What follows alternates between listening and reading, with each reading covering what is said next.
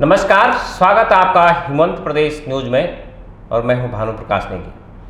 हिमंत प्रदेश news के खास कार्यक्रम खास मुलाकात में आज हमारे साथ मौजूद हैं गजेंद्र सिंह रावत जी, जो IAS एकेडमी के फाउंडर हैं।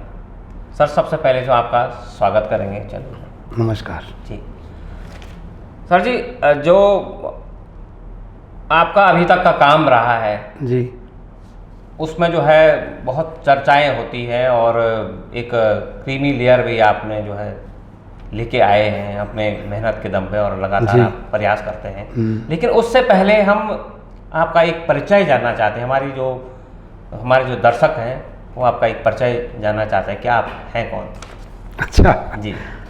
देखिए सर, मेरा जन्म 14 जनवरी 1964 जी चमोली के एक रिमोट विलेज चमाली है जिसका नाम, अब वहाँ सड़क बन गई है अभी हाल ही में, जस्ट 1 साल पहले।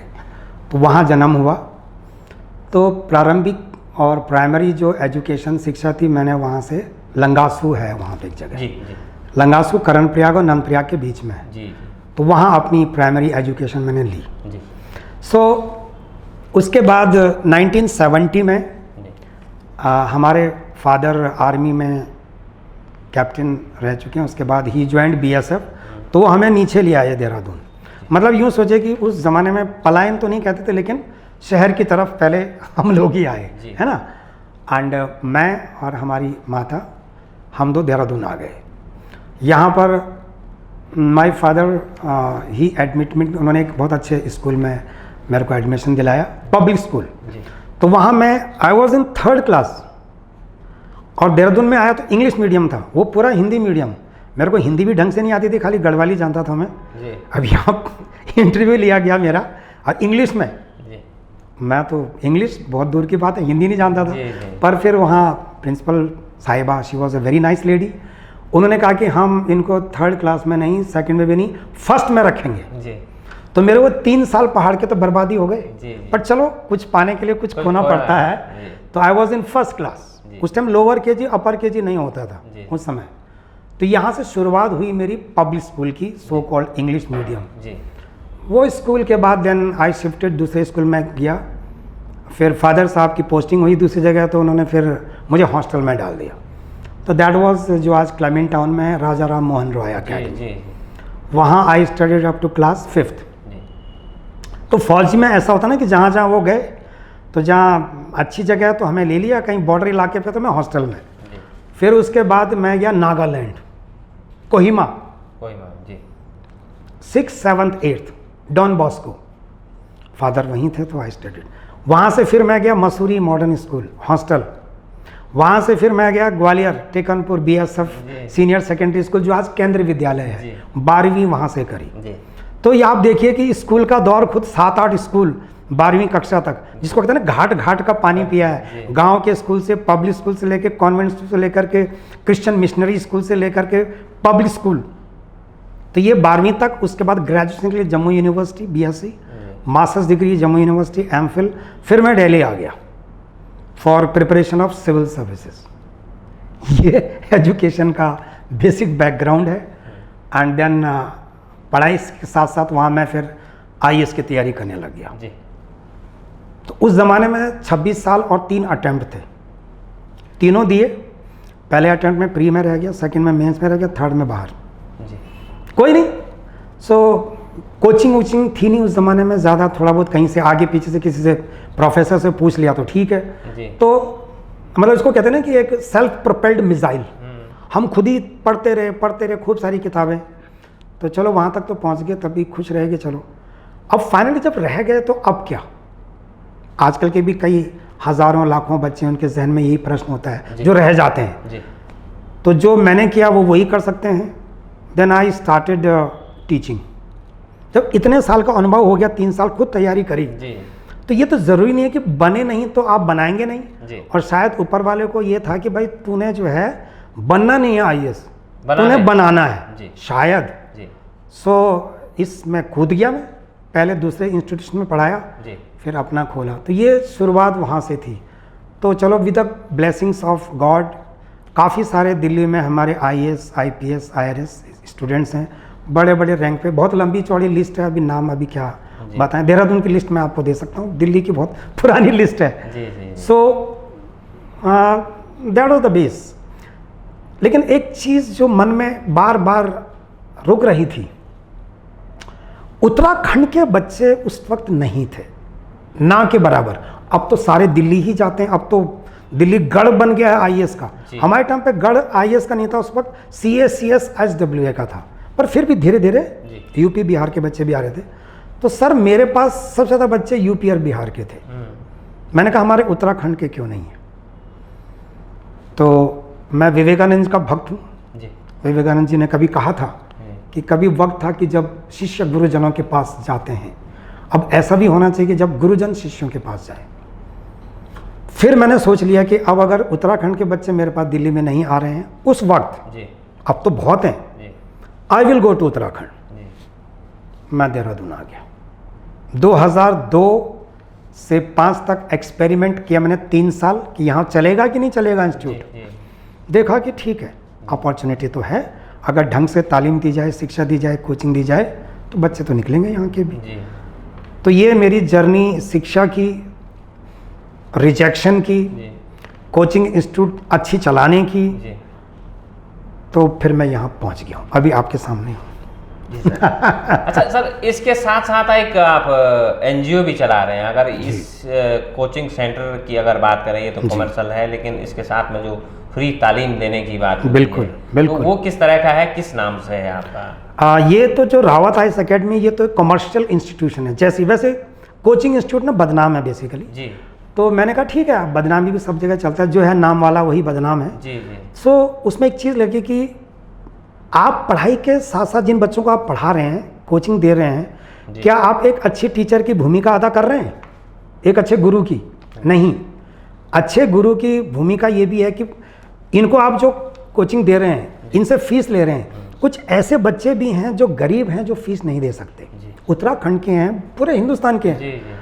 फिर उसके लिए मैंने एक NGO खोल दिया, क्योंकि तो कमर्शियल इंस्टीट्यूशन है। तो SMED नाम से, society for mindscaping education and development. तो उस NGO के तहत मैंने क्या किया कि जो भी पुअर चिल्ड्रंस हैं, जो फीस दे सकता है दे, जो कम दे सकता है दे, and those are very poor, तो सर मैं उनसे बिल्कुल फीस नहीं लेता हूँ, लेकिन मैं उनसे वादा चाहता हूँ कि वो बहुत मेहनत करें और निकलें। तो अभी अगर मेरा एक बैच में we have got a very minimum, Delhi में तो 200 400 600 एक क्लास में है। मैंने ये सोचा कि जब मैं देहरादून जाऊंगा तो मैं छोटी क्लास रखूंगा, क्योंकि वो एक तरह से मजाक हो गया, पूरा बाजारीकरण हो गया शिक्षा का सब जगह। तो मैं भी कमा रहा हूँ पैसा, बिजनेस कर रहा हूँ, लेकिन कहते हैं ना विद एथिक्स एंड मॉरलिटी, थोड़ा नैतिकता से तो चलाइए बिजनेस भी। तो फिर मैंने छोटी क्लास रख दी, 14-15 क्लास है, आप देख सकते हैं इंस्टीट्यूट में। तो उसमें से मैंने ये माना कि अभी जैसे हमारे पास एक बैच में 15 बच्चे हैं, तो उसमें 3-4 बच्चे गरीब परिवार से हैं। तो आई मेड इट कि पहले 10% था, फिर 20%, अभी 25% बच्चे मैं पुअर फैमिली से लेता हूँ, और उनको पूरा 1 साल 2 साल 3 साल पूरा मैं देता हूँ। तो वही है आपके माध्यम से, अब कोई मुझे जाने ना जाने, लेकिन I want my childrens from Uttarakhand, दुर्गम इलाकों से मेरे पास आएँ। जो अफोर्ड कर सकता है वो मिनिमम फीस दे, क्योंकि मेरे भी रोजी रोटी वही है। The one who can not afford, बिल्कुल बेझिझक आइए, आपको मेरे यहाँ निराशा नहीं होगी, क्योंकि मैं भी उत्तराखंडी हैं, हम पहाड़ी लोग हैं, हम पर हिंदुस्तान तो पूरा हमारा ही है। लेकिन कहते हैं charity begins from the house, घर से तो शुरुआत होगी ना। अभी मैं सीधे केरला नहीं जाऊंगा ना बच्चों को ढूंढने के लिए, पहले मैं अपने उत्तराखंड से बच्चे ढूंढूंगा। बिल्कुल, और हमारे उत्तराखंड जैसे विकट भौगोलिक परिस्थितियां और उन बच्चों का जो एजुकेशन सिस्टम है, वो शायद यहाँ से ज़्यादा कहीं खराब नहीं है। सर वो तो शिक्षा की जहाँ तक बात है, सब जगह ही बस क्या करेंगे, स्तंभ जो है लड़खड़ा गया है। नई शिक्षा नीति हमारी आ गई है, पहले 86 की 1980s वो भी अच्छी थी, बट जो उसमें भी लूप होल्स थे। अभी जो आई है नई शिक्षा नीति 2000 की, वो अच्छी है, that's very good, I have gone through it. लेकिन कभी कभी ऐसा लगता है कि जो शिक्षा नीति बना रहे हैं, देखो आई एम ब्लंट, आपके क्या छुपाना, हाँ, जो शिक्षा नीति बना रहे हैं, अगर वो गाँव के बारे में बात कर रहे हैं तो कभी गाँव गए ही नहीं, दिल्ली में बैठ के AC के चैम्बर में शिक्षा की नीति बना रहे हैं। नहीं नहीं नहीं, ये तो बहुत खराब आप है। अब जाइए देखो वहाँ ग्राउंड लेवल पे क्या प्रॉब्लम प्रॉब्लम है। है। देखिए सही बच्चों की क्या प्रॉब्लम है, टीचरों की क्या प्रॉब्लम है, एडमिनिस्ट्रेशन की क्या प्रॉब्लम है, गांव जो अभिभावक हैं बच्चों के पेरेंट्स उनकी क्या प्रॉब्लम है। सही बात है। देन उसमें काफ़ी अच्छी है नीति, बहुत अच्छी है, पहले से बहुत अच्छा है, जी। लेकिन छोटे मोटे लूप होल्स ग्राउंड लेवल पर तो अभी भी बहुत ज़्यादा है। क्योंकि मैं भी अपने एनजीओ के तहत पहाड़ों में ही जाता हूँ। आई टारगेट सिर्फ जीआईसी और जीजीआईसी, नो पब्लिक स्कूल। मैं खुद पब्लिक स्कूल का हूँ, पब्लिक स्कूल फर्स्ट क्लास है, ठीक चल रहा है। अभी हमारे गवर्नमेंट स्कूल में बहुत कुछ करना है, सरकार कर रही है, वो अभी नहीं है इतना ज़्यादा, बहुत कुछ करना पड़ेगा। सो अब मैं अपने एनजीओ के तहत जितना कर सकते हैं we will give a detail planning बाद में, लेकिन अभी ये है कि काफ़ी सारी चीज़ें अभी बहुत रेडिकल चेंजेस ग्राउंड लेवल पे करने होंगे। मैं आपसे एक चीज़ शेयर करना चाहता हूँ जी। कभी कभी आप तो खुद पत्रकार हैं, न्यूज़ उसमें हैं, हमारे कई लोग हम बाहर भेजते हैं, वहाँ का मॉडल देखो, यहाँ का मॉडल देखो, जी। वो मॉडल धरातल लेवल पे नहीं लगेंगे, हमें अपना मॉडल निजात करना पड़ेगा। जी। We have to formulate our own model, हमारे अपने सिस्टम में रह के हमें अपना मॉडल बनाना। हम बाहर क्यों जाएं? जी। हम अगर किसी का स्वीडन का नॉर्थ उधर का मॉडल ले रहे हैं, जी। वो हमारा मॉडल क्यों नहीं लेते? बिल्कुल। सो इस चीज़ को देखना पड़ेगा। और ज़्यादा काम अभी ग्रामीण क्षेत्रों में है, दुर्गम इलाकों पे ज़्यादा काम है। देहरादून सक्षम है, देहरादून मैं कहूँगा ओवर डेवलप हो गया, ओवर अर्बनाइज्ड हो गया। देखिए यहाँ ट्रैफिक देखिए, कंजेशन देखिए, पोल्यूशन देखिए, सब कुछ यहाँ क्या है। जी। हमें पहाड़ों को ही ठीक करना पड़ेगा, जी बोलिए। चाहे कुमाऊं हो, चाहे गढ़वाल हो, जौनसार हो, यहाँ चाहिए विकास। और जितने दुर्गम इलाके हैं वहाँ टॉप लेवल पे शिक्षा तो सबसे अच्छी, सबसे पहली चीज़ तो शिक्षा है, सबसे प्रायोरिटी है। जी। तो देख रही है उसको, लेकिन जहाँ तक मेरा पर्सनल और व्यक्तिगत राय है, बहुत काम करना अभी इसमें। सारे बच्चे वहाँ गवर्नमेंट स्कूल को छोड़ के पब्लिक स्कूल में जा रहे हैं, जिनके पास पैसे हैं वो देहरादून आ रहे हैं। जी। तो गवर्नमेंट क्यों नहीं रोक पा रही है? सरकार इतनी बड़ी, ब्यूरोक्रेसी इतनी बड़ी, पॉलिटिक्स इतना बड़ा, ये तो मजाक हो गया ना। मजाक हो गया। मैं अकेला जीएस रावत अकेला क्या करूँगा? सही बात। मैंने अभी तक 48 स्कूल कवर किए हैं, बिल्कुल 48, तो हज़ारों स्कूल हैं सर। बिल्कुल, एक अकेले की बस के नहीं है ये सब। बट फिर भी मैं अकेला नहीं, मैं भी अकेला शेर की तरह भारी पड़ रहा हूँ। जी जी। मेरा तो एक ही फॉर्मूला है, आप किसी को बोलते हो तुम्हारे साथ चल के हेल्प कर रहे हैं, करिए, नहीं कर रहे हैं तो एकला चलो यदि तेरे डाक्शन नहीं क्यों। जी। मैं तो पहाड़ी हूँ, दिल्ली छोड़ के देहरादून आ गया, अब देहरादून छोड़ के आप पहाड़ पे जाऊँगा, मेरे को कोई नहीं रोकेगा। लोग हंसते हैं मेरे पे, मैंने कहा हंसने दो। कहते हैं पलायन उल्टी दिशा में हो रहा है, मैंने कहा यस, मैं रिवर्स डायरेक्शन में जा रहा हूँ। लेक्चर देते हैं हम पलायन रोकने के, लेक्चर देते हैं, भाषण देते हैं। मैं दिल्ली से देहरादून आ गया, अब देहरादून से पहाड़ पे जा रहा हूँ, जब पहाड़ पे जाऊँगा वहाँ काम करूँगा, आप इंटरव्यू ले लीजिएगा। बिल्कुल माइग्रेशन रोकने का तरीका यही है, भाषण से नहीं होगा माइग्रेशन। बिल्कुल। आप पॉलिटिशियन को पूछो कि तुम्हारे कितने बच्चे वहाँ जीआईसी में पढ़ रहे हैं, जी। तुम्हारा वहाँ घर है, देहरादून भी है, महीने में कितनी बार आप वहाँ जाते हो? छुट्टियों में आपके बच्चे जो फॉरेन कंट्री में पढ़ रहे हैं, दिल्ली में पढ़ रहे हैं, अच्छी, उन बच्चों को आप पहाड़ों पे कितने समय ले जाते हो? जी। आप बताइए। ब्यूरोक्रेट्स, मैं तो सर इतने साल से पढ़ा रहा हूँ सिविल सर्विसेज, जी। लेकिन खफा भी हूँ। मैं अपने बच्चों को कहता हूँ कि आईएएस नहीं बनना, एक अच्छा आईएएस बनना जी। है। आईएएस तो बहुत है, अच्छा आईएएस। जी। कितने आईएएस के बच्चे हैं ग्रामीण इलाकों में? कितने आईएएस का घर वहाँ है? रिटायरमेंट के बाद जगह ले ली, मकान बना लिया, घूमने फिरने आ रहे हैं। This is not the way. जिस तरह से डेमोक्रेसी इस तरह से नहीं चलती है, जी। ठीक है ना, ये नहीं चाहिए, बहुत बदलाव चाहिए। और ऐसा नहीं कि टैलेंट नहीं है, जी। पूरे हिंदुस्तान में, पूरे उत्तराखंड में कूट कूट कर टैलेंट भरा हुआ है, बिल्कुल। लेकिन सरकार उस टैलेंट को ढूंढ नहीं पा रही है, बिल्कुल। और या फिर ढूंढना ही नहीं चाहती है, नहीं चाहती। अब जैसे हमारे सीएम साहब हैं, धामी जी बहुत अच्छे हैं, he is doing good work, सारे सीएम अच्छे करते हैं, कोई खराब कोई नहीं करता। लेकिन धामी जी ऐसा क्यों नहीं करते कि उत्तराखंड से जो भी टैलेंटेड लोग हैं शिक्षा के क्षेत्र में, पर्यावरण, उनकी एक कमिटी क्यों नहीं बनाते? Why only bureaucrats, why only IAS? अरे इतने सारे लोग बैठे, एक ऐड दीजिए न्यूज़पेपर में, हम जाएंगे इंटरव्यू देने के लिए, हमारा इंटरव्यू लीजिए कि आप 5 साल में उत्तराखंड में क्या बदलाव लाएंगे शिक्षा के क्षेत्र में।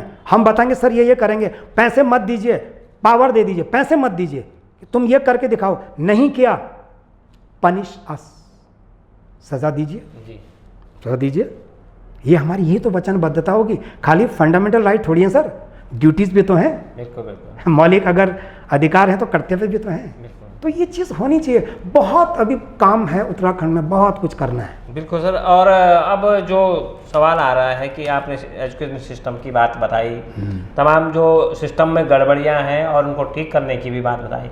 आपके यहाँ से जितने भी IAS निकलते हैं, आप उनको भी प्रमोट करते हैं कि आप जो है उनको, जो हमारी समस्याएं हैं, जो हमारे लोग हैं, जो हमारे यहाँ जिस तरह की भी प्रॉब्लमें आ रही हैं, उनको आप सॉल्व कीजिए, उन पर जो है विशेष ध्यान दीजिए। सवाल सर ये आ रहा है कि जिस तरह से हमारे बच्चे सरकारी एजुकेशन में पढ़ रहे हैं या उनको उस तरह से कोई मोटिवेशन नहीं हो रहा है, उनके पास तो एक बहुत बड़ी समस्या हो जाती है कि वो 12वीं के बाद क्या करें। बिल्कुल बिल्कुल बिल्कुल बिल्कुल सही बोला आपने। तो आप उस दिशा में काम कर रहे हैं सर, क्या लग रहा है कि आने वाला भविष्य में आप कुछ नायाब कर? देखिए,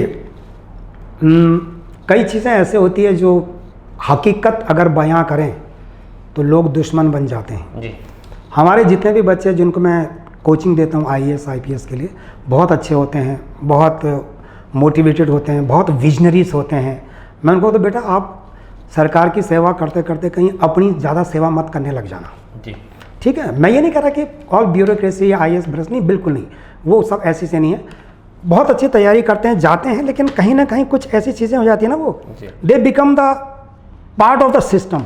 अच्छा काम भी करना चाहिए, है ना, तो कभी कभी नहीं हो पाता है, लेकिन उनसे अब मतलब हम ज़्यादा उन पर ब्लेम नहीं करेंगे। सिस्टम फेलियर है कई जगह। हम अभी तक ब्रिटिश की लीगेसी को चलाए जा रहे हैं यहाँ पर इतने साल हो गए हिंदुस्तान को, वही police system, judicial system, civil services, सारा वही है। थोड़ा थोड़ा बदलाव हो रहा है, बहुत ज़्यादा बदलाव होना चाहिए। ब्रिटिशर्स के जो ICS ऑफिसर थे वो हम पे रूल करते थे, अभी जो हमारे IAS ऑफिसर हैं वो क्यों रूल कर रहे हैं? They are the public servant. मैं अगर जाऊंगा किसी के ऑफिस में, IAS खड़ा क्यों नहीं हो सकता मेरे को रिसीव करने के लिए कि सर वेलकम, एंड मुझे चाय क्यों नहीं पिला सकता? हम 10 घंटे बाहर क्यों खड़े रहे? We are public. मतलब एक सिस्टम बता रहा हूं मैं, इसमें IAS की गलती नहीं है, सिस्टम में खामियां हैं। IAS तो बेचारा वो तो he will do his best duties, एक जनरल। दूसरी चीज जो आपने बोली शिक्षा की, 12th की, मैं आपको एक चीज़ बता दूं, गवर्नमेंट स्कूल का जो इंफ्रास्ट्रक्चर है उत्तराखंड में जनाब बहुत अच्छा है जी। कुछ स्कूल में थोड़ा दीवारें टूटी हुई, बाथरूम की प्रॉब्लम, लेकिन ओवरऑल काफ़ी अच्छा है। टीचर्स मैं पर्सनली जानता हूं सर जी, बहुत टैलेंटेड है। उनका सिलेक्शन देखिए ना, कितने परेशानी से आ रहे हैं जी। ठीक है ना, तो आप कहेंगे जब इंफ्रास्ट्रक्चर भी ठीक है, टीचर्स भी ठीक है, सिलेबस और करिकुलम भी ठीक है, तो प्रॉब्लम कहाँ है? प्रॉब्लम सब जगह है, सब जगह है। ठीक है, प्रॉब्लम सबसे बड़ी 3 प्रॉब्लम है हमारी स्कूलों की, गवर्नमेंट स्कूल की, जो मैंने देखा है। पहली चीज मोटिवेशन, नो क्रिटिसिज्म, आलोचना नहीं है। हमारे टीचरों को पहले बहुत बड़ी चीज क्या कि they have to be motivated. मैंने पर्सनली फील किया है, मेनी टीचर्स आर डीमोटिवेटेड, उनको कोई मोटिवेट करने वाला नहीं है। तो जब टीचर ही मोटिवेट नहीं हो रहा है, बच्चों को कैसे मोटिवेशन करेगा? परेशान है वो। एक टीचर बेचारा दुर्गम इलाकों पर है, वो थोड़ा सा कुछ फैसिलिटीज चाहता है तो नहीं हो रहा है। टीचरों की कमी भी है। वो मैंने उनको पूछा कि क्यों यहाँ भर्ती क्यों नहीं हो रहे टीचर, कि सर दिल्ली वाले, ये देहरादून वाले जाने, ब्यूरोक्रेसी जाने, पॉलिटिशियन जाने, यहाँ तो हम तो परेशान हो गए, क्या करेंगे। दूसरी चीज़ पर्सनालिटी डेवलपमेंट। हमारे पहाड़ के बच्चों में इंटेलिजेंट है, सब कुछ है, मेहनती हैं, पर्सनालिटी वाइज वो पीछे रह रहे हैं। जब पहाड़ का बच्चा यहाँ आके ग्राफिक एरा में एडमिशन लेता है, 2 प्रॉब्लम हो जाती है उसको, अंग्रेजी या हिंदी, अब पर्सनालिटी सर जी, पर्सनालिटी। वो अपने आप को ठगा सा महसूस होता है कि यार पढ़ाई में तो बहुत अच्छा हूँ ये क्या है, ये क्या है। तो उसके लिए आपको थोड़ा पर्सनालिटी डेवलपमेंट भी वहाँ ज़रूरी है। इस तरह के कोर्सेज लगाने चाहिए। I am planning to work through my NGO, कि जितने भी स्कूल के वहाँ प्रिंसिपल से बात हुई, बहुत अच्छे प्रिंसिपल्स और स्टाफ, उन्होंने मुझे बहुत वो दिया, बहुत कि सर बिल्कुल आइए, बहुत अच्छी चीज़ है कि स्कूल के बाद छुट्टियों में, जैसे अब छुट्टियां हैं, गर्मियों की छुट्टियां अब पढ़ रही हैं, अभी क्लासें आप पढ़ेंगे मई में, तो उन स्कूल के कैंपस को, उन कॉलेज के कैंपस को आप इस्तेमाल क्यों नहीं कर रहे हैं पर्सनालिटी डेवलपमेंट के लिए, इंग्लिश लर्निंग के लिए? तुम्हारे पे इतना अच्छा कैंपस है, बाहर जाने की जरूरत नहीं तुम्हें। दूसरी चीज़, number 1 is sir motivation, number 2 personality development. तीसरी जो सबसे टॉप है, हमारे पहाड़ के जितने भी बच्चों के माता पिता हैं, वो चाहते हैं कि हमारे बच्चे अंग्रेजी पढ़ें, हिंदी कोई नहीं पढ़ना चाह रहा जबकि हमारी राष्ट्रभाषा है। देखो हकीकत तो ये भी है ना, आज बोलबाला किसका है? इंग्लिश का है। तो समय के साथ साथ हमें हिंदी भी ठीक करनी है, अंग्रेजी भी ठीक करिए। तो सरकार वहां अंग्रेजी इंट्रोड्यूस तो कर रखा है, टीचर्स क्यों नहीं लगा रहे अंग्रेजी? हिंदी टीचर्स नहीं पढ़ा पा रहे इंग्लिश, दे कैन नॉट। जो इंग्लिश के टीचर जो इंग्लिश पढ़ा रहे हैं वो इसकी बात नहीं कर रहा हूँ, मतलब सोशल स्टडीज, साइंस, हर सब्जेक्ट को इंग्लिश के क्यों नहीं आप टीचर रख रहे हैं? इतना तुम फालतू का खर्चा कर रहे हो एडवर्टीजमेंट में, पॉलिटिक्स में, बड़ी बड़ी होर्डिंग में, वो पैसे बचा के टीचरों को दे दो यार। और टीचरों को देने का मतलब नहीं कि परमानेंट। हमारे यहाँ देहरादून में जो अच्छे अच्छे कॉलेज हैं, ग्राफिक है, UIT है, DAV है, DBS है, MKPS, इनमें से जो मास्टर्स डिग्री के बच्चे, मास्टर्स डिग्री बहुत अच्छे पढ़ने में, इंग्लिश मीडियम से, उनको क्यों नहीं लगा रहे हो वहाँ? सस्ता, टिकाऊ और विश्वसनीय, they will be very happy, employment भी जनरेट हो गया। लेकिन नहीं, वो उसके लिए थ्रू PCS के थ्रू जाना है, ये करना, इतना लंबा प्रोसेस, 4-5 साल में एक बार फॉर्म निकलेंगे। बच्चे क्या करेंगे सर? बेरोजगारी का आलम इतना ज़्यादा, क्या करेंगे? After doing masters degree, PhD, भटक रहे हैं, वो भटक रहे हैं। तो सब कुछ हो सकता है, विल टू डू जी। मतलब मैं तो समझता हूं कि पॉलिटिशियंस के लिए 2 साल का एक कोर्स होना चाहिए स्पेशल, गवर्नेंस पे होना चाहिए, सुशासन पे होना चाहिए। मैं ये नहीं कह रहा पॉलिटिशियन काम नहीं कर रहे हैं, दे आर डूइंग गुड, लेकिन हम जैसे लोग जब ट्रेनिंग कर सकते हैं वो ट्रेनिंग क्यों नहीं कर सकते? इन गवर्नेंस, सुशासन में ट्रेनिंग करिए। सब चीज़ों के लिए वो ब्यूरोक्रेट्स को क्यों सब कुछ मांग रहे हैं? ब्यूरोक्रेट भी उसी की इज्जत करता है जो लिखा पढ़ा नेता होता है। अगर नेता है, पढ़ा लिखा है, PhD स्कॉलर है, थिंकर है, विजनरी है, भाई साहब 4 चांद लग जाएंगे। 4-5 साल में शिक्षा का स्तर देखना, अभी भी है, बहुत अच्छे अच्छे स्कूल हैं, बहुत अच्छा रिजल्ट हो रहा है, लेकिन देखिए ये बच्चे और जो टीचर्स हैं देवर गिविंग इट। लेकिन जो मैं 3 कमी बताई, इन तीनों पे बहुत ज़बरदस्त काम करना है। मोटिवेशन, पर्सनालिटी डेवलपमेंट और अंग्रेजी। हिंदी बहुत अच्छी है, हिंदी बहुत अच्छी है। IAS का बच्चा पेपर देगा वो हिंदी में भी है, PCS का देगा वो हिंदी में भी है, लेकिन वो कहीं BTech करके फॉरेन कंट्री जाएगा, हिंदी कैसे आएगी वहाँ पे? He need English. Hotel management, engineering, medical, यहाँ अंग्रेजी की जरूरत है थोड़ा। तो हिंदी के साथ साथ हम इंग्लिश को भी पुश करें। पब्लिक स्कूल क्यों अच्छे आ रहे हैं? सिर्फ जस्ट बिकॉज ऑफ इंग्लिश। तो पब्लिक स्कूल में हिंदी नहीं है, हिंदी भी बहुत अच्छी है, उनका एक पेपर हिंदी का भी तो 10वीं कक्षा में। तो बैलेंस लेके चलिए ना, ये तो सोच ही नहीं रहे अंग्रेजी माध्यम का पर्सनालिटी डेवलपमेंट पे। एक बार बहुत पहले मैंने सुना था कि किसी ने PD इंट्रोड्यूस कर रही थी सरकार, आई डोंट नो ये सही है या गलत है, और कौन सी PD, किसकी PD, कुछ वहाँ मैंने पूछा स्कूल में, कहते सर ऐसे ही था, टाइम पास था, कुछ नहीं था, no enhancement in personality development. तो जो धरातल पे, तो इस NGO के माध्यम से मैं सर ये सोच रहा हूँ कि जहाँ जहाँ कमी है शिक्षा में जी, अब इतनी बड़ी चीज़ें हैं, हेल्थ सेक्टर है, इंफ्रा, यहाँ मैं ज़्यादा तो अभी इतना नहीं करूँगा, लेकिन मेरा अपना इलाका है, इसके थ्रू मैं शिक्षा में अगर कुछ सुधार कर सकूँ as an individual, as a Pahari, as a Uttarakhandi, तो मैं अपने आप को लकी समझूंगा and I will do it. मुझे किसी ने कहा कि आप धामी जी के पास जाके मदद क्यों नहीं लेते जी? मैंने कहा मैं धामी जी से मदद नहीं लूँगा, मैं धामी जी की मदद करूँगा जी। मैं भी तो सिटीजन हूँ धामी जी की, तो हम सरकार की हम भी तो मदद करें ना, we are a citizen of India, तो हम धामी जी की मदद क्यों नहीं कर सकते कि सर मेरा ये प्रोजेक्ट है, मैं ऐसे हूँ, आपने कुछ नहीं करना है, बस आप थोड़ा मुझे पुश करिए, मतलब आप मुझे मोटिवेट करिए कि डू इट रावत जी करो। 2 अल्फाज धामी जी के, 2 अल्फाज चीफ सेक्रेटरी के मेरे को पता नहीं कहाँ पहुँचा देंगे, सिर्फ मोटिवेशन कि रावत जी बस करो, हम आपके साथ हैं, मुझे पैसा नहीं चाहिए, मोटिवेशन चाहिए। तो ठीक आजकल के बच्चों को, आजकल के टीचरों को मोटिवेशन चाहिए sir, and they can do, पता नहीं क्या कर सकते हैं। मैंने यहाँ देखा देहरादून पहाड़ से बच्चे आ रहे हैं, इतने ब्रिलियंट, इतने इंटेलिजेंट, लेकिन वो कहीं ना कहीं अटक जाते हैं भाषा पे, पर्सनालिटी पे, मोटिवेशन पे, पैसे से अटक जाते हैं सर जी। तो I think we the people of India, हम जैसे लोग, तभी हम अच्छे गुरु कहलाए जाएंगे जब हम कुछ कर सकें। ये खाली बोलने से नहीं होगा। तो मैंने एक स्टेप तो ले लिया सर, दिल्ली से देहरादून, अब दूसरा स्टेप तैयार है देहरादून से गढ़वाल, देहरादून से गढ़वाल पहाड़।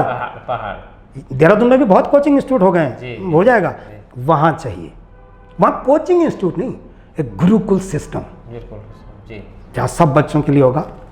मेरे पास पैसे नहीं है, लेकिन जितने भी होंगे भाई ऊपर क्या मुंह दिखाऊंगा? बिल्कुल बिल्कुल। वो कहेगा तुमने कुछ किया कि खाली पैसे कमाए?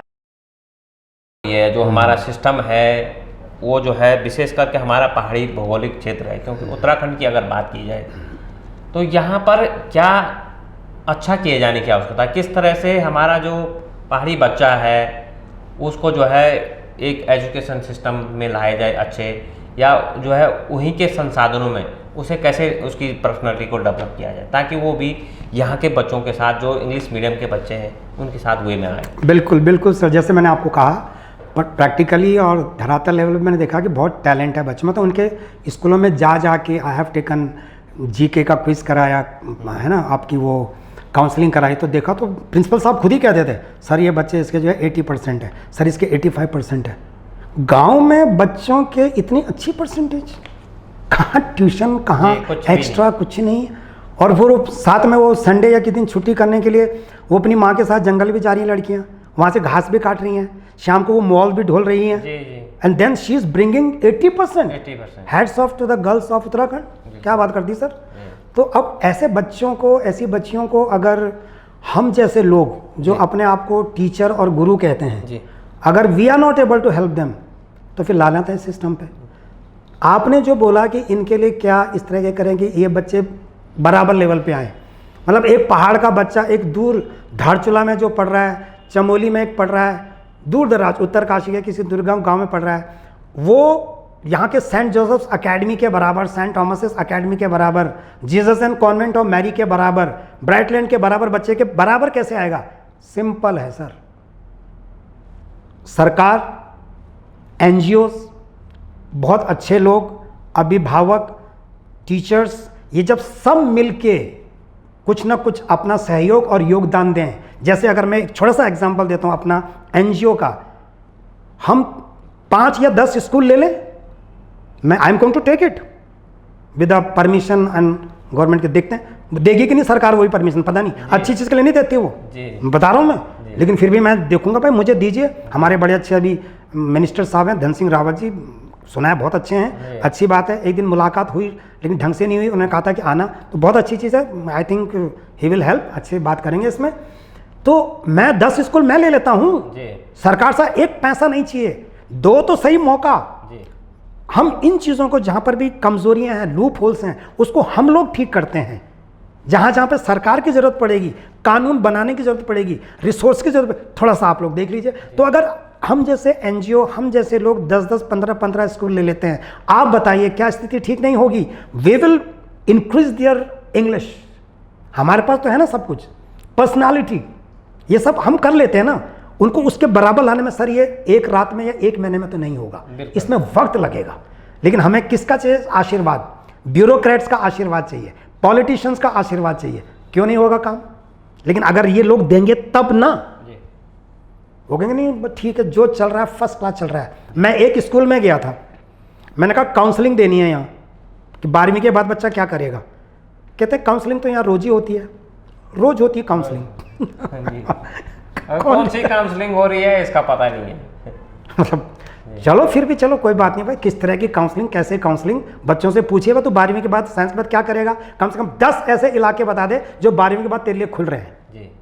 वो कहेगा गुरुजी पता नहीं कहाँ जाना है, क्या करना है, कुछ पता नहीं है। फिजिक्स केमिस्ट्री मैथ्स है, सोच रहा हूँ फिर बीटेक कर लूँ, उसके लिए बस वो जाऊँ, पैसा नहीं है। ये कौन सी काउंसलिंग है भाई? What is this? काउंसलिंग ये नहीं कि आपने 12वीं के बाद बीटेक करनी है, काउंसलिंग है कि तेरे पास एप्टीट्यूड है भी कि नहीं उसका।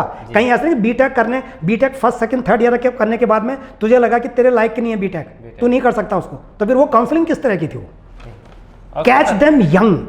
12वीं के बाद काउंसलिंग बहुत ज़रूरी है स्कूलों में, मैं वही करता हूँ वहाँ, और काफ़ी सारे बच्चों की लिस्ट लगा रखी है। I can only help them कि भाई इस तरह से करो। अब उन बच्चों को पहाड़ से अगर यहाँ आना है, जैसे इंजीनियरिंग की तैयारी करनी है, मेडिकल की तैयारी करनी है, कोचिंग थोड़ा बहुत चाहिए होती है सर, थोड़ा बहुत चाहिए होती है। उसके लिए हम रिसोर्सेज जुटाएं, जो कोई अच्छे अच्छे कोचिंग इंस्टीट्यूट है उनसे बात करें, वो सब्सिडाइज भी करते हैं, कई लोग करते हैं। मतलब अगर मैं आईएएस के लिए, पीसीएस के लिए हमारे दरवाजे खुले हुए हैं। सबको सपना नहीं दिखाऊंगा आईएएस का, समीक्षा अधिकारी है, नायब तहसीलदार है, वो है। दूसरी चीज़ पहाड़ों में apart from counselling, guidance, coaching, सब सरकारी नौकरी में नहीं जाएंगे। बहुत एवेन्यूज़ हैं, स्किल डेवलपमेंट, एंटरप्रेन्योरशिप, उद्यमी बनना, वो क्यों नहीं करवा रहे? स्कूल के एजुकेशन सिस्टम को इस तरह से मोल्ड करो, जो नई शिक्षा नीति में भी थोड़ा थोड़ा है, कि वहाँ पर स्कूल के बाद 1:30-2 बजे के बाद जो भी टाइम है, या हफ्ते में 1 दिन या महीने में 5-6 दिन स्किल डेवलपमेंट के कोर्सेज ही इंट्रोड्यूस कर दो। वहाँ स्पेशलिस्ट के साथ 2-3 और लाइए। कौन? जो नौजवान हैं हमारे पढ़े लिखे, जो रोजगार ढूंढ रहे हैं। तुमने कुछ नहीं करना है। सरकार कभी कभी कहती है हम कैसे ढूंढेंगे, एक एडवर्टीजमेंट दो टेलीविजन में, न्यूज़पेपर में, आप जैसे चैनल्स में दें कि भाई ये चाहिए, यहाँ आइए, तुम्हारा इंटरव्यू होगा। तुम्हारा इंटरव्यू क्या हो, तुमसे प्लान पूछा जाएगा कि तुम 5 साल में कैसे तकदीर और तस्वीर बदलोगे इस चीज़ की। जी। सुनिए जरा उनसे। उसमें IAS बैठाइए, पॉलिटिशियंस बैठाइए, बड़े बड़े शिक्षक के प्रोफेसर बैठाए, उन बेटा वो लिख के देंगे कि he is right person to bring the radical changes in the education sector in Uttarakhand and पहाड़। और वो जाएगा 5 साल के लिए पहाड़, 5 साल के लिए पहाड़ जाएगा। सरकार उसको थोड़ा सा पैसे दे दे, एक छोटी सी कमरा लेने के लिए और उसका घर है, जैसे मेरा गांव है, वहाँ मुझे पैसे देने, मेरा गांव है, वहाँ रहूँगा, खाऊंगा मैं वहीं। हाँ, थोड़ा बहुत TA हल्का फुल्का देना है तो दे दो, वो भी मैं अपने आप ही कर लूँगा। इसमें सर जुनून होना चाहिए करने का। मेरे एक स्टूडेंट ने पूछा कि सर आप इतने ज़्यादा पहाड़ों पे जाके ऐसा क्यों करते हो अपने पैसे खर्च करके? मैंने कहा बेटा ध्यान से सुनना, आदमी दारू क्यों पीता है? शौक है। तो मुझे भी शौक है। और शौक में दारू कितनी ही महंगी हो जाए वो पिएगा। तो फिर ये कितना भी पैसा खर्च करना पड़े मैं करूँगा, मुझे तो लगता है। तो मैंने भी बहुत कुछ अभी काम किया नहीं है, मुझे करना है सर। जी सर। तो उसके लिए मैंने अपना पूरा प्लान आउट बना रखा है। बिल्कुल आई विल डू इट। आपके चैनल में जो देख रहे हैं, कम टू मी, मेरी मदद करिए और मुझसे मदद लीजिए। मेरी मदद मतलब जब आदमी मदद की बात करता है ना, पैसे की बात करता है। जी। अरे भाई और मदद दीजिए मुझे, आप मजबूत कीजिए। हाँ, एक मेरा मनोबल बढ़ाइए कि सर आप ये करिए, वो करिए, वी आर विद यू। बस बस बस खत्म। चाय भी पिलानी है पिलाओ, नहीं पिलानी मत पिलाओ, कोई बात नहीं, हम पानी पी लेंगे। वहाँ के गदेरे के पानी है, शिवानी के पानी है, फर्स्ट क्लास पहाड़ों में। जी सर। अच्छा सर, बात आती है अब आपके एजुकेशन जो आपका अभी भी चल ही रहा है जी, और पहाड़ों की ओर आप चल पड़े हैं और आपने कदम बढ़ाए हैं, तो कुछ फ़ायदा हमारे जो ज़रूरतमंद लोग हैं, क्योंकि अब ज़रूरतमंद ही रह गए हैं। बिल्कुल बिल्कुल। जो थोड़ा सा स्ट्रांग है या जिनके पास थोड़ा भी पैसा है, तो वो शहरों की ओर बच्चों का भविष्य को संवारने का प्रयास कर रहे हैं। अब वो कितना उसमें सफल हो पाते हैं नहीं पाते, वो बात अलग है, लेकिन उनका प्रयास है। लेकिन आपका जो प्रयास है अब जी, आगे का जो आपका वे रखा हुआ है, वो किस तरह का प्लान है? पलायन पहाड़ों से नीचे ही आ रहे हैं जी, उसको रोकने का एक तरीका ये है, जिस चीज़ के लिए वो यहाँ आ रहे हैं वो चीज़ वहाँ दो। जैसे अगर आप शिक्षा और नौजवानों की बात कर रहे हैं ना जी, मेरा जो प्लान है, गुरुकुल सिस्टम की स्थापना करनी है। शिक्षा plus coaching plus personality development plus English. मैं जब वहाँ जाता हूँ 12वीं के बाद, मैंने बच्चों को बोला कि बेटा 12वीं के बाद देहरादून मत आओ, यहीं करण प्रयाग में या टेहरी में, पौड़ी में, कहीं भी यहीं एडमिशन ले लो, कॉलेज में BA BCom BSc में। देहरादून आके कुछ खास तकदीर नहीं बदलेगी, नहीं होगा, मैं बता रहा हूँ। Except few professional institution like BTech या वो चीज़ें करते हैं, वो तो चलो ठीक है, लेकिन simple BA BSc BCom, sir 90% बच्चे देहरादून में आके बिगड़ गए हैं, ये हकीकत है। वहाँ से आए हैं पढ़ने के लिए, पढ़ रहे हैं, 6 महीने में वो कहेंगे मुझे मोटरसाइकिल चाहिए, ठीक है, कॉलेज चाहिए मुझे जाने के लिए। हाँ, आराम से फर्स्ट क्लास जॉन अब्राहम बने हुए हैं, पीछे बिपाशा बासु बैठा रखी है, बस बस बस, वहाँ कह रहे हैं फर्स्ट क्लास। ये हकीकत है, इसको समझ क्यों नहीं रहे हम? सब बच्चे नहीं, सब बच्चे नहीं, कुछ बच्चे तो बिल्कुल पढ़ते हैं, लेकिन ज़्यादातर चकाचौंध है यहाँ। ये क्या नाम है हमारे देहरादून में, वो पैसिफिक मॉल, उसकी उजाला देख के वाह, वो आपको वहाँ कहाँ मिलेगा? धारचूला में, चमोली में कहाँ मिलेगा? वो इंटीरियर में कहाँ मिलेगा? तो दे आर एक्स्ट्रा एल्यूमिनेटेड। इसको मोटिवेशन नहीं कहते हैं, ये आगे उसको जिंदगी बर्बाद कर देते हैं इन चीज़ों की। बिल्कुल, शिक्षा के नाम पर आए हैं लेकिन काम कुछ हो नहीं रहा है, बेरोजगारी बढ़ गई है यहाँ भी। बिल्कुल। तो सर उसमें यह है कि ये चीज़ें वहीं कराई जाए। सरकार को एक नई पॉलिसी बनानी पड़ेगी। जो भी अब देहरादून में पब्लिक स्कूल खोलेगा, एक खोलेगा यहाँ, एक ब्रांच पहाड़ में खोलेगा, तब तुम्हें मान्यता मिलेगी। कॉलेज जो भी खोल रहे हैं एक वहाँ, and they should be given. हालांकि हमारे जो इन्वेस्टर्स मीट हुई थी उसमें काफ़ी अच्छी सरकार की बड़ी अच्छी पॉलिसीज़ हैं, वो एवरीबडी नोज़। तो उस पर भी अच्छा है, वो कोई स्कूल अगर वहाँ खोलना चाहता है तो ये चीज़ें हैं, बहुत अच्छा गवर्नमेंट की पॉलिसीज़। लेकिन पॉलिसीज़ तो बहुत अच्छी हैं। मेरा कहने का मतलब है सरकार पहले खुद ही पब्लिक स्कूल क्यों नहीं खोल देती? बिल्कुल, मतलब शुरुआत तुम करो, फिर पीछे देखो हम आते हैं, साथ साथ हम आ रहे हैं। वो खुद नहीं खोल रहे हैं, दूसरों को बोलो तुम खोलो। क्यों? Government has got money, government has got resources, man power, सब कुछ है सरकार के पास। तुम खोलिए, हर डिस्ट्रिक्ट में एक टॉप लेवल का मॉडल स्कूल खोलिए, इंग्लिश मीडियम रेसिडेंशियल। पूरे उत्तराखंड से बच्चे या उस डिस्ट्रिक्ट के बच्चे वहां आए, सबसे टॉप लेवल की रिक्रूटमेंट करे टीचरों की। नया निकालो पीसीएस में फॉर्म कि हमें मॉडल स्कूल के लिए स्पेशल टीचर चाहिए, इंग्लिश मीडियम के, हिंदी मीडियम के और कंप्यूटर साइंस के, एवरीथिंग। क्यों नहीं है? सरकार को पैसा खर्च करना पड़ेगा। एक बार इलेक्शन मत करवाओ ना, सारा पैसा यहाँ लगा दो, क्या फर्क पड़ रहा है? We are with government. लेकिन अरे सर वही है ना, मुझे किसी आप जैसे जर्नलिस्ट ने बताया था, मुझे याद नहीं है, कि देहरादून में ये जो होर्डिंग है ना नेताओं की, जन्मदिन मुबारक हो, ये मुबारक हो, हैं जी, आपको वहाँ का प्रदेश अध्यक्ष बना दिया गया है, ये जन्मदिन हो, ये फिर ये जो छोटे, चलो हमारे त्यौहार भी आते हैं, मैं त्योहारों के खिलाफ नहीं हूँ, लेकिन सभी को पता है दिवाली आ रही है, इतने बड़े होर्डिंग। सर इसका कम से कम एक साल का मेरे ख्याल 23 करोड़ या इतने करोड़ का खर्चा है, ऐसे approximately. I am not actually figure मुझे मालूम नहीं है, लेकिन करोड़ों में है। क्या करना इसका? इस पैसे को रूरल डेवलपमेंट में लगा दीजिए। और सबसे बड़ी चीज़ है सर, विधायक निधि नहीं है। जब लोग वोट देते हैं, लोगों को पूछना चाहिए कि आप विधायक निधि को कैसे इस्तेमाल करेंगे, बताइए कैसे इस्तेमाल करेंगे। और आपने नहीं इस्तेमाल किया तो आपके साथ क्या सलूक किया जाए, क्या पनिशमेंट दी जाए? Why not? नेता कोई बुरा थोड़ी मानेगा, क्योंकि उस पर जो है पब्लिक का हक है। बिल्कुल, क्योंकि वो पब्लिक के लिए ही जो है अभी देख लीजिए कितना आ रहा है पैसा विधायक निधि में, इतना पैसा आ रहा है। ये तो है बिना ए मिनिस्टर विदाउट पोर्टफोलियो, जो पोर्टफोलियो होल्ड कर रहे हैं उनकी तो बात छोड़ दो। तो वेयर इज मनी? ऐसा नहीं कि सारा खराब हो रहा है पैसा, लेकिन वो यूज भी नहीं हो रहा है। कुछ पैसा लैप्सेबल है, कुछ नॉन लैप्सेबल है। अब जो लैप्सेबल है वो तो गया, अगले साल नया आ जाएगा, लेकिन कई बार ऐड हो जाएगा। सर ये बहुत पैसा है सरकार की तिजोरी में। बिल्कुल सर, और इसमें एक चीज और जोड़ना चाहूंगा सर, इसमें बहुत ज्यादा कमीशन खोरी भी हो गई है, करप्शन तो पार्ट है, ज्यादा है इसमें। उस पे मैं ज्यादा बोलना नहीं चाहता। 50% जो है करप्शन में जा रहा है, 50 से भी ज्यादा जाता है। वो नहीं क्योंकि होना हमने उसको जो है खुद झेला है, क्योंकि कई बार जो है हमने भी कोशिश करी कि कुछ इस विकास की धारा को जो है बिल्कुल कुछ ग्रामीण क्षेत्रों के लिए कुछ काम किया जाए, लेकिन देखा उसमें तो फुल फिल। बिल्कुल तो है, ये सब धरातल लेवल पे चीजें हैं। आप डेवलप करो, खाली देहरादून को डेवलप करने से उत्तराखंड का विकास नहीं हो सकता। जी, पहाड़ों पे जाना पड़ेगा। उत्तराखंड पहाड़ों पे रहता है। 9 पर्वतीय जिलों का विकास करना होगा। आप सब नीचे आ गए तो फिर हाँ, आप शिक्षा के लिए आइए, नौकरी के लिए आइए, उसके बाद गो बैक,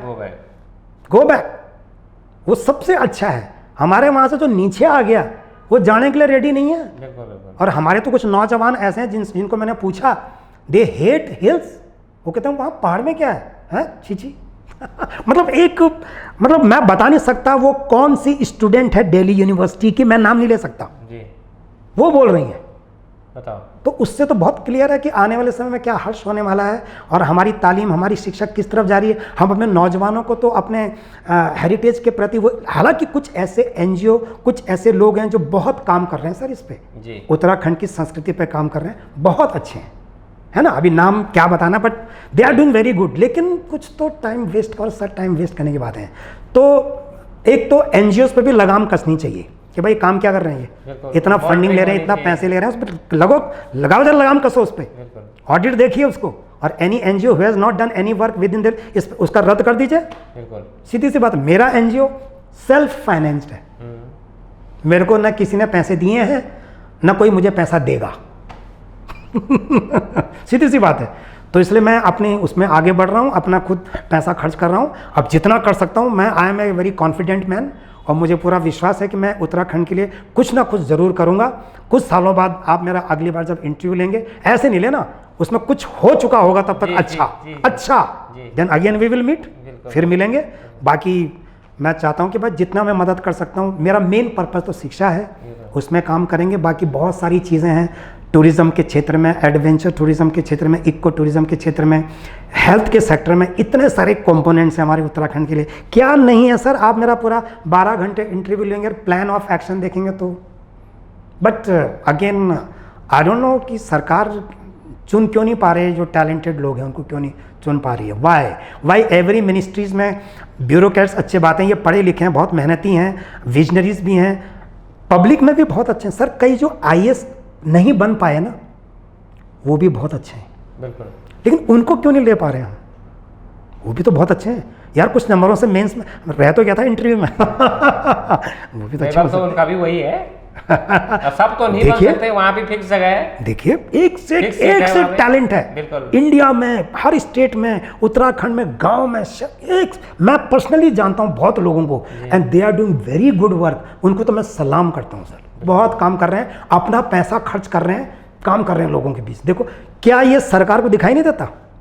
न्यूज़पेपर में भी आता है, बिल्कुल। हम भी तो वैसे ही पढ़ते हैं, इन्होंने इतना अच्छा काम किया।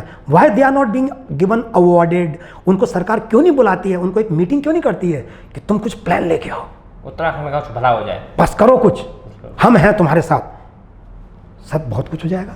ये चीज़ बहुत ज़रूरी है। मैं तो सीधे कह रहा हूँ कि bureaucrats, politicians, NGOs, senior citizens, civil society सब मिलके, अरे बहुत कुछ हो सकता है सर। जब मैं अकेला बंदा इतना सोच सकता हूँ, हम जैसे 100 लोग कितना सोचेंगे और कितना काम होगा? मैं जितना सोच रहा हूँ उसमें से 10% कर रहा हूँ, तो 100 लोग होंगे तो कितना कितना परसेंट हो, कितना काम हो जाएगा? 10% भी होगा, कितना काम हो जाएगा? आप देखिए ना, तस्वीर तकदीर बदल जाएगी ग्रामीण क्षेत्रों की।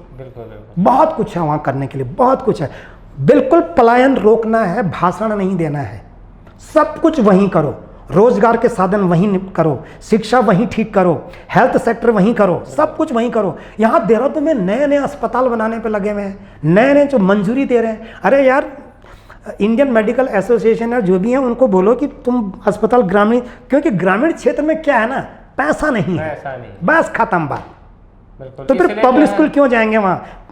अच्छे प्रोफेशनल कॉलेजेस क्यों जाएंगे वहाँ? पैसा कहाँ है? बिल्कुल, अच्छे अस्पताल कहाँ जाएंगे वहाँ? पैसा डॉक्टर क्या लेगा वहाँ बेचारा? वहाँ हमारे गांव की कोई बुजुर्ग औरत आएगी, डॉक्टर साहब डॉक्टर का 500 रुपये फीस है, 100 रुपया दूंगी मैं। जी। नहीं है, कोई बात नहीं, अच्छे डॉक्टर भी हैं सर जो नहीं लेते कभी कभी, लेकिन करो ना ऐसा सिस्टम। जो डॉक्टर जाना चाहता है उसको भेजो, लेकिन हकीकत क्या है? कौन जाना चाहता है? टीचरों को लोग कौन जाना चाहता हूँ असली सुई वहां पर अटक जाएगी। मैं तो बहुत अच्छी बातें बोल रहा हूँ, लेकिन जब धरातल लेवल पे आएगा, कौन आएगा मेरे साथ? मैंने बोला था कि मैं करण प्रयाग में, चमोली में कोचिंग इंस्टीट्यूट खोलूंगा, नॉट IAS, लेकिन अब मैं चाहता हूँ कि जो मेरा कुछ स्टाफ भी है, कुछ और भी लड़के हैं बहुत अच्छे हैं, मेरे यहाँ कुछ पढ़ाते भी हैं और भी हैं, उनको मैंने कहा बेटा कि सब कुछ यही वहाँ पढ़ाना है, जितना मैं तुम्हें यहाँ पर पैसे दे रहा हूँ, वेतन दे रहा हूँ, मैं उतना ही वहाँ दूंगा। उस स्टूडेंट ने, उस टीचर ने क्या बोला? गुरुजी माफ़ करना, पहाड़ों से मैं यहाँ आ गया हूँ, आप मुझे दोबारा धकेल रहे हो पहाड़ों पे, तो खत्म बात। फिर क्या होगा? पीड़ा नहीं है, उतना ही पैसे दूंगा। मैंने कहा मैं तेरे को वहाँ तो उसका पैसा बचेगा, यहाँ के साथ बचेगा, वहाँ पे नहीं सर, सॉरी। बिल्कुल, लेकिन सर अंदर की फीलिंग नहीं होनी चाहिए। सर एक सवाल जो हमारे जहन में आ रहा है कि लगातार जैसे यहाँ पर कोचिंग इंस्टीट्यूट खुलते जा रहे हैं, और कोचिंग इंस्टीट्यूट नाम सुन के ही लोगों में कोई अलग सी भ्रांतियां भी पैदा हो जाती है कि यार बहुत पैसे वाले या उस तरह से जो है, बिल्कुल कई इंस्टीट्यूट तो जो है लूट खसोट के जो है केंद्र भी बन चुके हैं। लेकिन आपके इंस्टीट्यूट में हम देख रहे हैं यहाँ तो सीटें भी बहुत ही कम हैं, और एक सिस्टम टाइप से जो है आपने ये सब चलाया हुआ है। तो ये थोड़ा सा जो लोगों में भ्रांतियां होती है कोचिंग इंस्टीट्यूट को लेकर के, उसको थोड़ा स्पष्ट कर दीजिए। कोचिंग इंस्टीट्यूट अगर बदनाम हुए हैं तो अपने कार्य प्रणाली से ही हुए हैं जी, अपने कर्मों से हुए हैं जी। हम पब्लिक में एक अच्छा संदेश नहीं पहुंचा पाए, फीस बहुत ज़्यादा कर दी है, क्वालिटी ऑफ टीचिंग नीचे कर दी है, अब बच्चों को मोटिवेट नहीं कर पा रहे हैं, कह रहे हैं कि हम सबको IAS बना देंगे सब, ये तो पॉसिबल ही नहीं और है। मतलब बच्चा कहता है ये ठीक है, बच्चा जब रावत सर के पास आता है कि सर मैं IAS बन जाऊंगा, मैंने कहा नो नहीं बनोगे। क्यों? मैंने कहा तू मेहनत नहीं करेगा, मैं मेहनत नहीं करूंगा, नहीं होगा। फिर वो दूसरी जगह चले आता है, कहता है सर वहाँ तो गारंटी दे रहे हैं जी जी, गारंटी हो रही है। अब बच्चा जब नहीं हो पाता है तो उसको ठगा सा महसूस होता है। बिल्कुल, उतने साल बर्बाद तो ये करके परेशान सिस्टम हो में जाता है। कोचिंग इंस्टीट्यूट बदनाम हो गए जी, हैं। जी। बाकी कोचिंग इंस्टीट्यूट के जो अपने सिस्टम से वो इतने बुरे नहीं है। देखो मैं भी चला रहा हूँ, जी तो मेरे कई मित्र हैं जो चला रहे हैं, वो they are also doing good, अच्छा भी कर रहे हैं। लेकिन मैंने कहा बच्चों को मोटिवेट करिए, भ्रम की स्थिति में मत डालिए। और सबसे बड़ी चीज़ मैं उनसे रिक्वेस्ट करता हूँ कि जो मैं कर रहा हूँ तुम भी करो, क्लास छोटी रखो। मेरे यहाँ 15 स्टूडेंट्स इन 1 क्लास, और थोड़ा बच्चों को सेलेक्ट करिए। मेरे यहाँ थोड़ा सिलेक्शन काफ़ी टफ है। पहले मैं उनको काउंसलिंग देता हूँ सर, जी जी 40-50 मिनट की, कि भाई ये आईएएस है क्या। तो आधे तो उसके बाद भाग जाते हैं, क्योंकि बताता हूँ कि आईएएस क्या है। जी। अब कोई इंस्टीट्यूट उसको बोलेगा अरे तू चिंता मत कर, मैं हूँ, अरे कुछ नहीं है, मेरे नोट्स पढ़ ले, तो वहाँ वो एडमिशन ले लेता है। मैं कहता हूँ ना ये है आईएएस, दिन रात मेहनत करनी पड़ेगी, उसके बाद भी गारंटी नहीं है। बोल रिस्क है, जैसे बिजनेस में रिस्क है, इसमें भी जीवन के हर कदम पर रिस्क है। जी जी। तो जो बच्चे शाणे हैं, इंटेलिजेंट है, वो कहता नहीं सर पढ़ेंगे। जो बच्चा बेवकूफ़ है, फंटूस है, पागल है, वो कहता गारंटी नहीं दे रहे हैं यहाँ ना। और फिर 5-5 महीने में आईएएस बनना चाह रहे हैं, 5-5 महीने में। आधा तो वो खराब कर दिया यूट्यूब ने, पता नहीं क्या क्या उसमें, मैं उसको कुछ नहीं बोलना चाह रहा हूँ। सो उनको मैं कहता हूँ गरीब बच्चों को आप फ्री में पढ़ाइए। अगर तुम्हारे पास 50 बच्चे हैं, 10 बच्चे गरीब के ले लो। अब वो लेते हैं कि नहीं मुश्किल लग रहा है, क्योंकि यहीं आते हैं फिर बच्चे मेरे पास ही आते हो। मैं अपने आप को लकी समझता हूँ कि ये बच्चे मेरे पास आते हैं, उनको मेरे पे विश्वास है कि हमारी कोई मदद नहीं कर रहा, रावत सर मेरी मदद करेंगे। तो शायद सर ये बहुत बड़ी चीज़ है। ऊपर वाले ने शायद मुझे इसलिए बोला कि बेटा तू आईएएस नहीं बनेगा, तू बनाएगा एक, और तेरी जगह दिल्ली नहीं है, तेरी जगह अपना उत्तराखंड है, अपनी मातृभूमि, वहाँ जा, देहरादून जा, थोड़ा यहाँ कुछ बना दे, उसके बाद है ना इंस्टॉलमेंट, जैसे यहाँ से बद्रीनाथ जाना है तो एक दिन रुक जाओ बीच में, इतनी लंबी जर्नी क्यों कर रहे हो। तो देहरादून, उसके बाद गांव जाओ, वहाँ बना, गांव के बच्चों में ये जोश डाल, मोटिवेट कर, इंग्लिश कर। मतलब I am thankful to my father and to my family कि मुझे पब्लिक स्कूल में शिक्षा दी, तालीम दी। अच्छा तो इंग्लिश इज़ ओके, पीडी भी ठीक ही हूँ मैं, थोड़ा स्मार्ट ठीक ही हूँ, है ना। और इतने सालों मेरे को 35 साल हो गए आईएएस पढ़ाए हुए। सो मुझे ऐसा लगा ये सारी क्वालिटीज़ मैं अपने बच्चों को अपने उत्तराखंड में दे सकूँ, तो मैं ये काम आ सकूँ, इससे बड़ी चीज़ और क्या हो सकती है। और क्या होगा इससे बड़ा, मतलब बच्चों का मुझे रेस्पेक्ट मिलेगा, माता पिता का, बड़े बुजुर्गों का आशीर्वाद मिलेगा। तो सर ये तो बहुत बड़ी चीज़ है। पैसा तो हर कोई कमाता है, लेकिन आशीर्वाद हर किसी को थोड़ी मिलता है। बिल्कुल निश्चित तौर पर सर। और अंत में सर आपसे ये जानना चाहेंगे, जो हमारे पहाड़ के बच्चे हैं जो दिशाहीन हो रहे हैं और उनको जो है कोई समझाने वाला नहीं है, कोई मोटिवेशन देने वाला नहीं, उनके लिए आप क्या कहना चाहते हैं, विशेष करके जो 12वीं तक के बच्चे हैं, बिल्कुल जो पास आउट होने वाले। मेरा काम भी पहाड़ में ही है जी, यहाँ ज़्यादा नहीं है। तो वहाँ मैं उन बच्चों को ये कहना चाहता हूँ कि मैं आ रहा हूँ वहाँ, और आपके माध्यम से कोई स्कूल या कोई ऐसी से, अभी शुरुआत मैं चमोली डिस्ट्रिक्ट से किया है, कोरोना की वजह से 2-3 साल थोड़ा वेस्ट हो गए हैं। अब उसको फिर मैं दोबारा शुरू कर रहा हूँ। उसके बाद एक डिस्ट्रिक्ट करके मैं छोड़ूंगा नहीं, मैं 13 में से कम 11-12 डिस्ट्रिक्ट तो कवर करूँगा। देहरादून नहीं कर रहा मैं, ठीक है। हाँ, तो उन आपके माध्यम से ये है कि वो बच्चे संपर्क करें आपके माध्यम से। I will come to that school, मैं जाऊँगा वहाँ, मैं जाऊँगा, आप भी मेरे साथ चलिए। जी जरूर। तो उनको काउंसलिंग दी जाएगी, और उसमें से कुछ बच्चे अच्छे हैं जो दिशाहीन हैं, जो भटक रहे हैं, उनको अभी मैं देहरादून ला सकता हूँ। कोचिंग सब फ्री है, सब कुछ, बस उस बच्चे को कि मैं भाई इतना पैसा नहीं है सर, रहना खाना पीना थोड़ा उसको करना पड़ेगा। हालांकि I talk to other people जो थोड़ा बहुत स्पॉन्सर करें। इसीलिए मैंने कहा कि सब बच्चे देहरादून नहीं आ पा रहे, तो फिर मैं ही जाता हूँ ना वहाँ, मैं ही जाऊँगा। वो रात को अपने माँ और बहन की हाथ की रोटी तो खाएगा, यहाँ तो ढाबे की रोटी खा रहा है है ना। तो आई थिंक वो जाके वहाँ ज़्यादा अच्छा होगा, उसके घर में ही अगर हम काम करें तो। सो उनके लिए ये कहना है कि सर आई एम कमिंग, और जिसको जल्दी जल्दी आना है, अभी अब टाइम लगेगा मुझे वहाँ जाने में, वो यहाँ आ सकता है। फ्री है काउंसलिंग, गाइडेंस, सब कुछ। वो हमें कॉल कर लें, नंबर में फ़ोन आप दे दीजिएगा उनको। जी जरूर सर।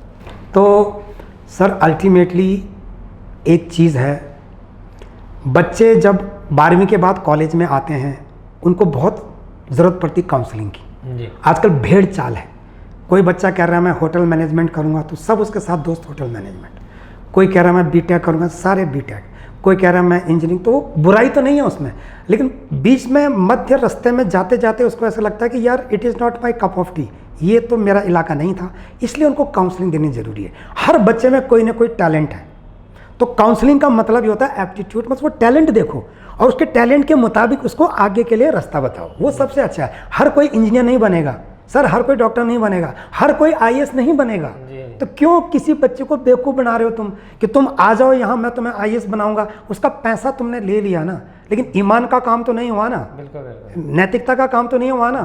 उसको मत बोलो ज़बरदस्ती, वो किसी और चीज़ के लिए तैयार कर सकता है अपने आप को, बैंकिंग के लिए तैयार कर सकता है, CDS NDA के लिए तैयार कर सकता है, बहुत सारे हैं सर। तो they should take counselling and guidance. तो सब बच्चा जब यहाँ नहीं आ रहा तो मैं ही जा रहा हूँ वहाँ पे। अब मेरा टारगेट कॉलेज भी है, कॉलेज में भी भटके हुए हैं आजकल बच्चे, BA BCom भटके हुए हैं, ठीक है ना। तो मेरा उनसे ये है कि वेट, आई एम कमिंग, मैं आ रहा हूँ। तो एक एक करके अब गढ़वाल के बाद कुमाऊँ भी है हमारा, हमारा ही है, तो सब कुछ है, डिमांड है, वहाँ बुला रहे तो मुझे मन का सब एक एक करके आऊँगा, आई विल डू इट। तो बट मेरा एक लिमिटेशंस है, मेरा एक दायरा है, उससे ज़्यादा मैं नहीं कर पाऊँगा, बट आई विल डू जितना हो सकता है। लोग मेरे से जुड़ें, लोग मेरे को मोटिवेट करें, तो आई थिंक चमत्कार भी हिंदुस्तान में ही होता है। बिल्कुल बिल्कुल। बस मेरा सपना सिर्फ ये है कि किसी भी तरह से मैं अपने उत्तराखंड को एक जेम ऑफ द स्टेट बनाऊं, तख्त और ताज, वैसे भी हम सिर पे ही हैं, है ना, JNK हिमाचल उत्तराखंड है ना, इट्स ए मुकुट पर हम भारत के मुकुट हैं। तो we should make our state, जो छोटा सा राज्य है, बहुत प्यारा सा राज्य है, हम इसको कहाँ से कहाँ ले जा सकते हैं सर। जी जी। हम अपने कर्मों से, अपने कामों से, और पीपल आर वेरी गुड। मतलब मेरा खाली उत्तराखंड, पूरे हिंदुस्तान, मैं तो ज़्यादा बिहार और यूपी के बच्चों को पढ़ाया, अब मेरा अनुभव है अपने बच्चों को उत्तराखंड के पढ़ाने के लिए, तो बहुत अच्छे हैं, सब कुछ अच्छा है, देवभूमि है, लेकिन कहीं ना कहीं देव अब यहाँ से चले गए हैं इस भूमि से वो नाराज हो गए हमसे। तो लेट्स ब्रिंग द देव टू आवर भूमि अगेन, फिर लाते हैं उनको, अच्छा काम करते हैं सर, है ना। जी धन्यवाद सर, आप हमारे कार्यक्रम में आए और आपने हमारे युवाओं को बहुत मोटिवेट किया, और शायद उनको जो है बहुत फ़ायदा इससे मिलने वाला है, और जो भी समस्या उनको लगेगी तो वो डायरेक्ट आपको बिल्कुल संपर्क कर सकते। डायरेक्ट कई कोचिंग इंस्टीट्यूट में होता है कि पहले रिसेप्शनिस्ट से मिलेंगे, डायरेक्टर तो मिलते ही नहीं है। मैं रिसेप्शनिस्ट भी हूँ, चपरासी भी हूँ, टीचर भी हूँ, डायरेक्टर भी हूँ।